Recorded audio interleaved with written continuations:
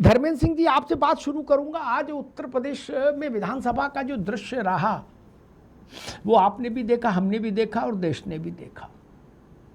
ना लोकसभा चलानी है ना विधानसभा चलानी है, फिर जनसभा हो ही चलेगी केवल? नहीं। जब लोकसभा में भी कोई काम नहीं होने देना है और विधानसभा में भी नहीं कोई काम होने देना है, तब तो फिर चौमासे में आराम से बैठो, जब बरसात थम जाए तो फिर जनसभा ही करें सब। धर्मेंद्र जी,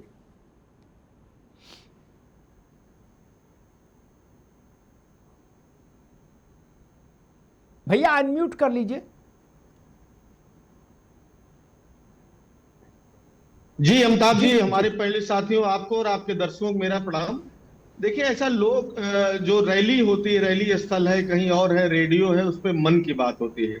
पार्लियामेंट है, विधानसभा है, जो सदन है, यहाँ पर संवाद होना चाहिए और जनता के तमाम जो बुनियादी सवाल हैं, जो रेलेवेंट मुद्दे हैं, जो तत्कालीन परिस्थितियां राज्य की सरकार, राज्य की क्षेत्र में, जनता में जो वस्तुस्थिति है, उस पर व्यापक विचार विमर्श के लिए ही सदन होता है और कानून इसीलिए बनता है व्यापक विमर्श के बाद ही।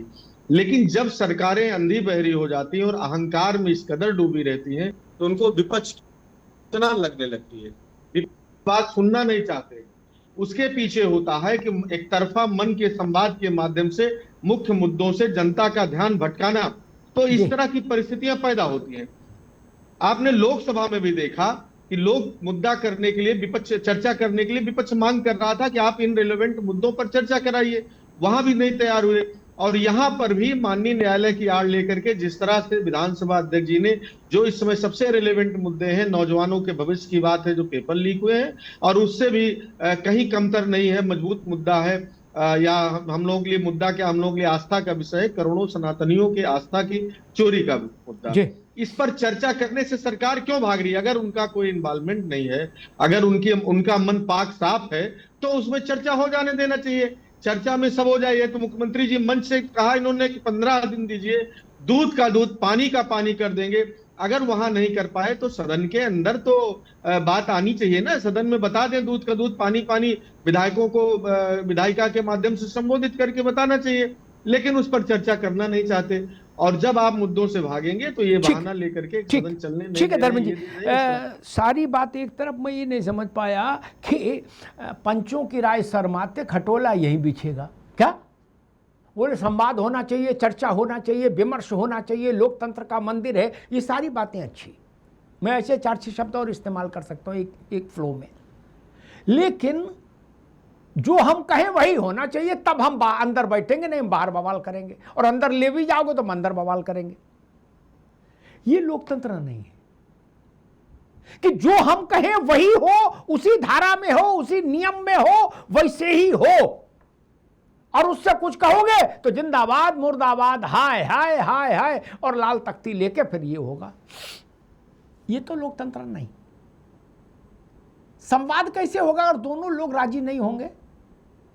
संवाद तो हो नहीं सकता। और सदन के भीतर नेता सदन को ना बोलने दें, तब तो फिर मुझे नहीं लगता कि देश के किसी राज्य में जब भी दूसरी दलों की सरकारें बदलेंगी तो उनके मुख्यमंत्री कैसे बोल पाएंगे? इसीलिए मैंने कहा ये रास्ता खराब है। इस रास्ते पर आज आप चल रहे हैं, कल आपकी सरकार आ जाएगी तो फिर वो भी आपको नहीं बोलने देंगे। तब तो फिर वही स्थिति रहेगी कि भाई सदन के बाहर ही बोलो जिसको बोलना हो, चाहे अखिलेश यादव हो, चाहे योगी आदित्यनाथ हो, चाहे राहुल गांधी हो, और चाहे नरेंद्र मोदी हो। प्रशांत पटेल जी, इतना टकराव क्यों है, इतना तनाव क्यों है? मुझे लग रहा है कि ये मानसून सत्र ऐसे ही निकल जाएगा, इसमें कहीं कोई कार्रवाई नहीं हो पाएगी, कहीं कोई रचनात्मक सकारात्मक काम नहीं हो पाएगा। इस गरीब देश के करदाताओं का करोड़ों रुपया ये कलफ लगे नेताओं के कुर्ते पे खर्च हो रहा है। नहीं, देखिए, आज विधानसभा में काला दिन था। किस तरीके से समाजवादी पार्टी के लोगों ने भगवान राम मंदिर के फोटो से बने हुए पोस्टरों को सदन में लहराया, उनको फाड़ के फेंका और पैरों से कुचला उसको। ये लोग राम मंदिर की आस्था की बात करते हो, लगातार भगवान राम का, राम मंदिर का अपमान करने की बात करते हैं। इन्हीं के विधायक सचिन यादव मुख्यमंत्री योगी आदित्यनाथ जी का मॉर्फ फोटो सदन में लहरा रहे थे, और उनकी प्रेरणा उनको मिलती है अखिलेश यादव से। अगर अखिलेश यादव का पिछले कुछ दिनों का आप Twitter account, X account check करेंगे तो लगातार मुख्यमंत्री योगी जी का मॉर्फ फोटो बना करके, उनका एआई जनरेटेड वीडियो बना करके पोस्ट कर रहे हैं। कहीं से लगता ही नहीं कि ये व्यक्ति उत्तर प्रदेश का पूर्व मुख्यमंत्री रहा है, 5-6 बार का सांसद है, मुलायम सिंह यादव जी का बेटा है। कोई समाजवादी पार्टी का कार्यकर्ता इस तरह का कुकृत्य करे तो समझ में आता है, लेकिन अखिलेश यादव के पास मुद्दे नहीं है तो मुख्यमंत्री जी के मॉर्फ फोटो बना के पोस्ट कर रहे हैं। हम लोग इस तरह के फोटो पोस्ट कर सकते हैं, हम लोग भी अखिलेश यादव जी के अच्छे अच्छे फोटो मॉर्फ बना करके एआई से पोस्ट कर सकते हैं, लेकिन हम लोग उस स्तर पे नहीं करते हैं। और इनकी बड़ी बड़ी बातें सुन लीजिए कि चर्चा होनी चाहिए, चर्चा तो हो रही थी, आपने भी दिखाया कि मुख्यमंत्री जी बोल रहे हैं तो अपना भाषण नहीं पूरा कर पाए। तो भाई जब आप कोई सवाल पूछते हैं, मुख्यमंत्री की दायित्व जब जवाब देना, मुख्यमंत्री जी जवाब दे रहे हैं, आप उनको सुनना नहीं चाहते, वेल पे आ जा रहे हैं, उनके सामने आ जा रहे हैं, क्या इस तरह की चर्चा होनी चाहिए क्या? सदन लोकसभा की भी आप बात देखिए, वहां भी पूरा चर्चा का मौका मिला है, और वहां पे जब बार बार राहुल गांधी झूठ बोलते हैं कि हमें बोलने का मौका नहीं दिया जाता, ऐसा तो हो ही नहीं सकता। विपक्ष के नेता जो होता है, संवैधानिक पद होता है, उसको अधिकार होता है, कभी भी बोल सकता है। तो स्वयं जब बोलने का उनको मन नहीं होता, कह देते मेरा ऑडियो बंद हो गया, मेरा माइक बंद हो गया, और इस तरह की बातें करके जनता के मन में भरमाने का काम करते हैं। आपका मुद्दे हैं, बात उठाइए, सदन पे चर्चा करिए। किसने आपको रोका हुआ है? लोकसभा में आपने भगवान राम का अपमान किया, आपके अवधेश प्रसाद और डिंपल यादव वहां बैठ गई, चलो पप्पू यादव तो हम कह रहे हैं समाजवादी पार्टी ने उनका पे कंट्रोल नहीं है, लेकिन अवधेश प्रसाद और डिंपल यादव वहां क्या करने गए?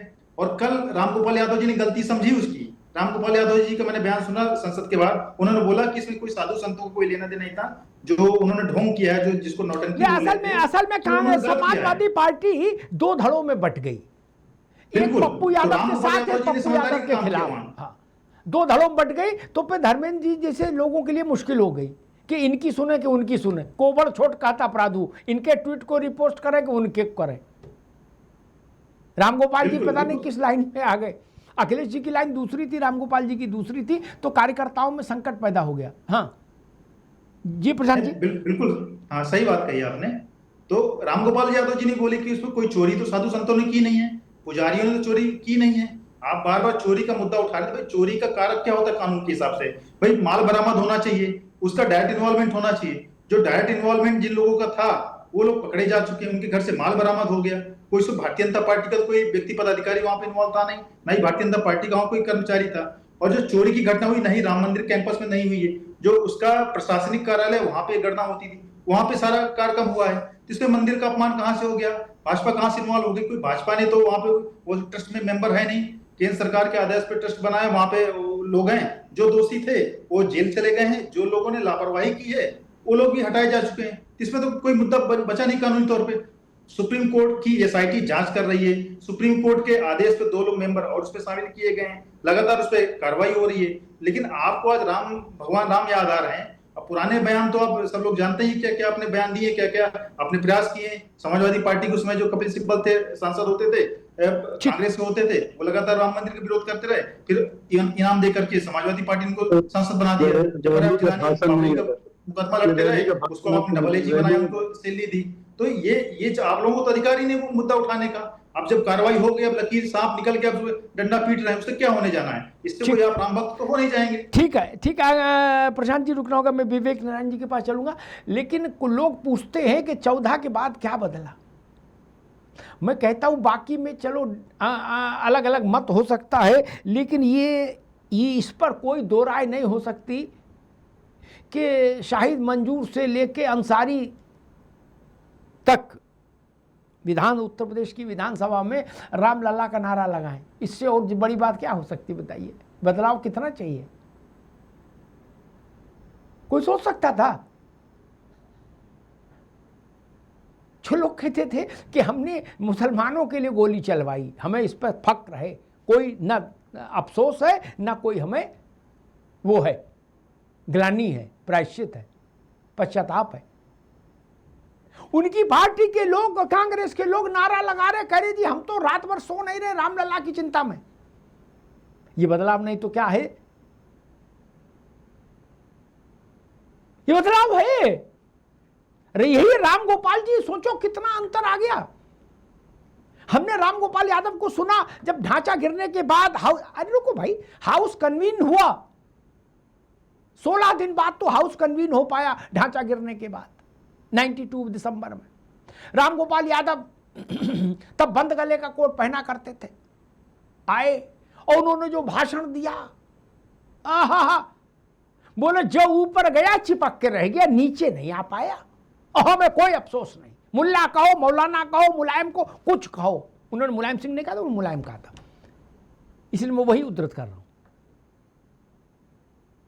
वो राम गोपाल जी 2026 में ये तो कह रहे हैं कि साधु संतों का कोई लेना देना नहीं, ये भगवा पहन के क्यों आए। अखिलेश जी उनके समर्थन में खड़े हैं पप्पू के, लेकिन राजीव राय भी उनके समर्थन में नहीं खड़े। वो रामगोपाल यादव की लाइन को टोक कर रहे राजीव। वो कह रहे हैं ये भगवा पहन के आगे बीच में इन सब गलती इन्हीं की है। इसका मतलब दुविधा गहरी है।